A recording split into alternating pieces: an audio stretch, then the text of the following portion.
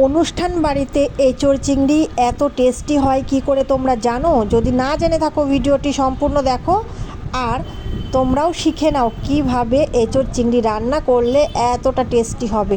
তো দেখো, এঁচোড়গুলো একটু বড়োভাবে কেটে নিয়ে লবণ হলুদ দিয়ে তেলে কড়া করে ভেজে নেবে। আর এরপর চিংড়িগুলো কিভাবে ছাড়াবে বলো তো?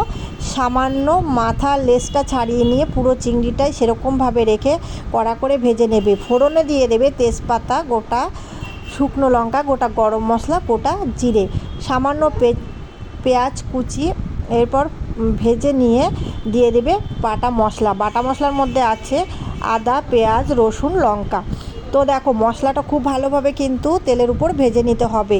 দিয়ে দিচ্ছি পরিমাণ মতো হলুদ, পরিমাণ মতো লবণ, দিয়ে দিচ্ছি জিরের গুঁড়ো, ধনের গুঁড়ো। এরপর সামান্য জল দিয়ে মশলাটা কষিয়ে নেব।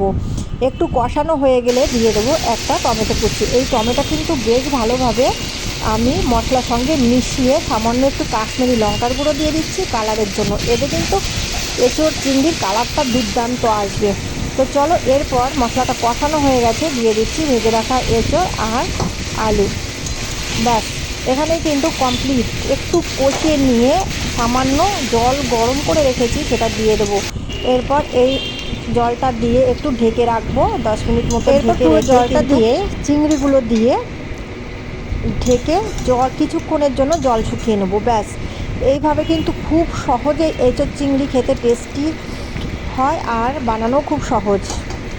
নামানোর শেষে দিয়ে দেবে সামান্য একটু চিনি, সামান্য একটু ঘি আর গরম মশলা গুঁড়ো। ব্যাস, তাহলেই কিন্তু রেডি একদম দুর্দান্ত বিয়ে বাড়ির স্বাদের এঁচোড় চিংড়ি। অবশ্যই বাড়িতে একবার বানিয়ে খাও আর কমেন্ট করে জানাও কেমন হয়েছে খেতে। ভালো লাগলে একটা লাইক, কমেন্ট, শেয়ার করে সঙ্গে থেকেও। দেখা হবে অন্য কোনো ভিডিওতে, অন্য কোনো সময়ে। টাটা বন্ধুরা।